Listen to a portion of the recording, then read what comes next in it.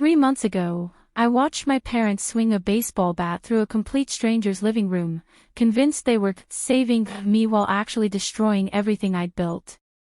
Turns out, that chaos was the greatest gift I never knew I needed. Freedom from the very people who were supposed to love me most. I'm Olivia, and this is the story of how I learned that sometimes the most toxic people in your life share your DNA. It all started with $120,000. Money I had sacrificed nearly a decade of my life to save. And a family dinner that changed everything. But to understand how that money almost ruined my future, you need to go back 5 years. Back when I still believed family meant loyalty, and love was unconditional. I was 28, living in a studio apartment that was barely more than a glorified closet. Every day for 4 years, I woke up in that cramped space reminding myself why I was doing this. Why I ate canned beans. Why I took the bus.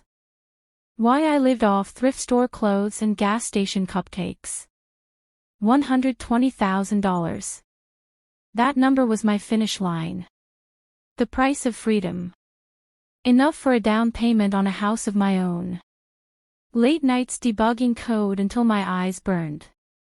Weekends spent freelancing while everyone else was out living. Every dollar I saved was a little piece of my future. And then I found her. A perfect 3-bedroom craftsman with hardwood floors and morning light that poured into the kitchen like liquid gold. Every Saturday, I drove to my parents' house for dinner. Mom's famous meatloaf. Dad pretending to be grumpy but secretly loving family time. And Jasmine, my older sister, showing up with David, her husband who was forever chasing the next get-rich-quick scheme. But that October Saturday felt wrong. Jasmine and David whispering like they were plotting a coup. Mom throwing me excited but calculating glances. Dad unable to meet my eyes. I was too excited about my house to notice the red flags.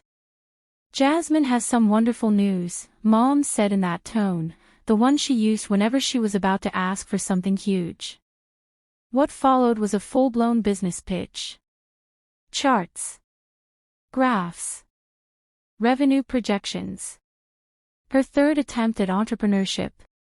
After the first 2 failures had forced my parents to remortgage their home. When Jasmine finished, they all stared at me. Hard. Expectant. Hungry. Mom said you saved about $120,000, Jasmine said sweetly. My heart sank. My finances. Discussed behind my back. Calculated like I was nothing more than a human ATM. I'm not investing my house money in your business, I said. Jasmine broke into tears.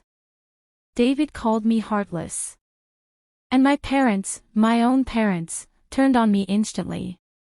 Jasmine is more talented than you'll ever be, Mom snapped. You're jealous of her success. Success. 2 bankruptcies. Constant creditor calls. Dad's panic attacks. But then he delivered the final blow. You give Jasmine that money, or you're no longer part of this family. So I stood up, walked out, changed my number, and didn't look back. 1 year later, I bought my beautiful house. I built a life. Advanced my career. Loved the silence of not being emotionally blackmailed every weekend. Through friends, I heard Jasmine's business had actually taken off. Big house. Luxury trips. Instagram bragging. Good for her. Still not my problem. I met David during all this, a kind, stable man who actually valued me. We were planning a future. I was thinking of moving to his state, selling my house on my own terms. Then everything changed. One random Tuesday morning, I checked an old email account and froze. Olivia, we need to see you urgently. Life and death. Please come home. Mom. Against my better judgment, I agreed to come on Saturday. When I arrived, Jasmine's Porsche and David's Mercedes were parked outside my parents' worn-down house. Inside, everyone looked terrified. "Jasmine is in serious trouble," Mom said, crying. Her business had collapsed 3 months ago. Her house was gone. She owed $150,000 to dangerous private investors. Threats. Stalking. Fear. I felt sorry for her. But then Mom said it. "We think you should sell your house to help Jasmine." I stared at her. "Are you insane?"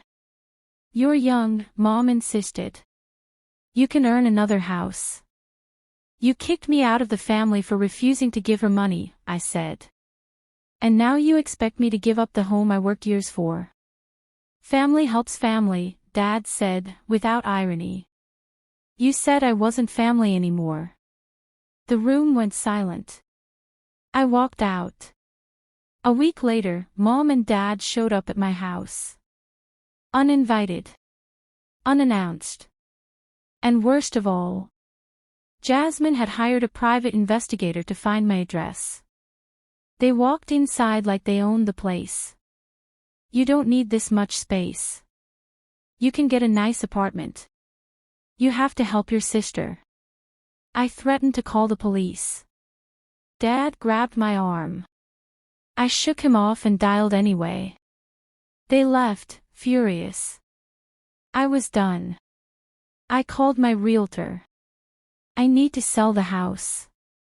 Fast." "Why?"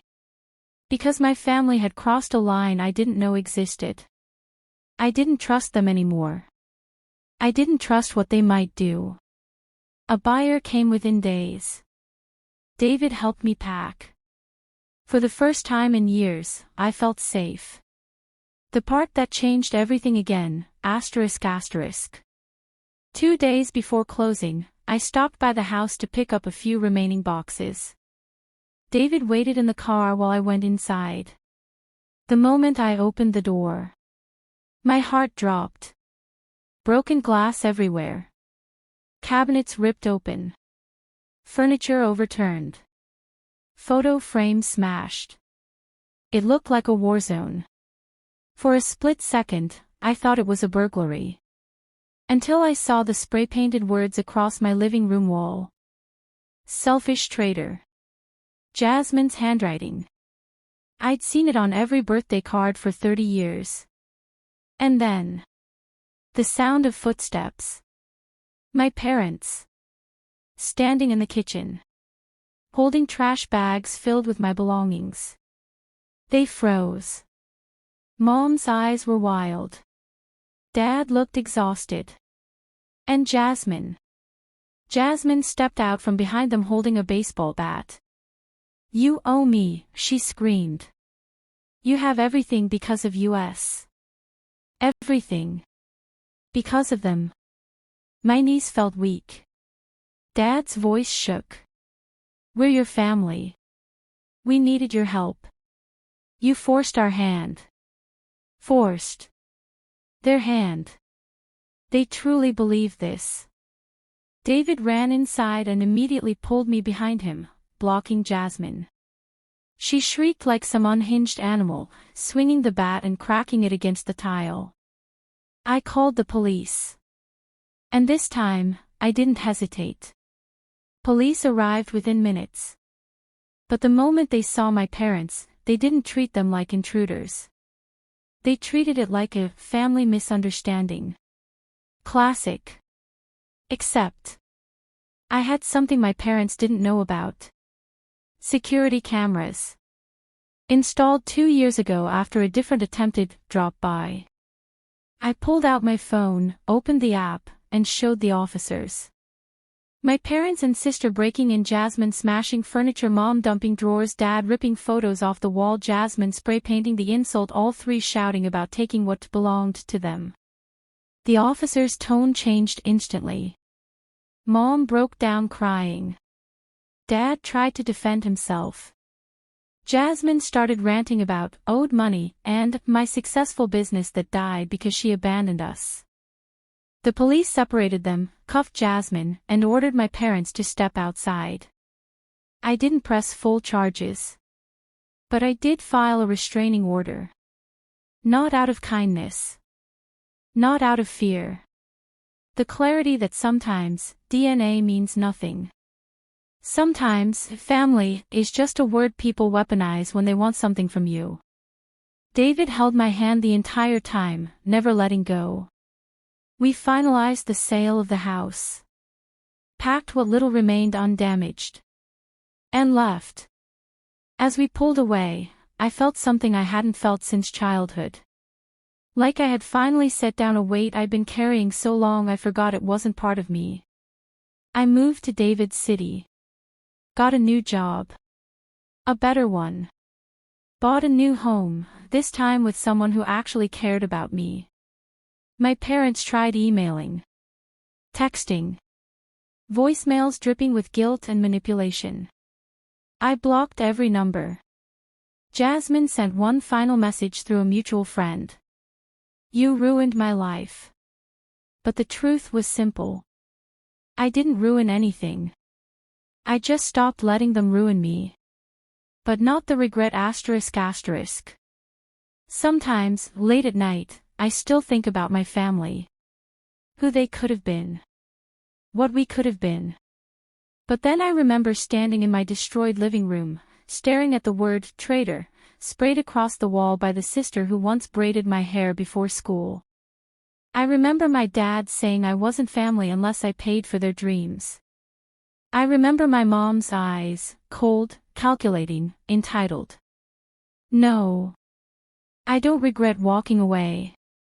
I regret not doing it sooner.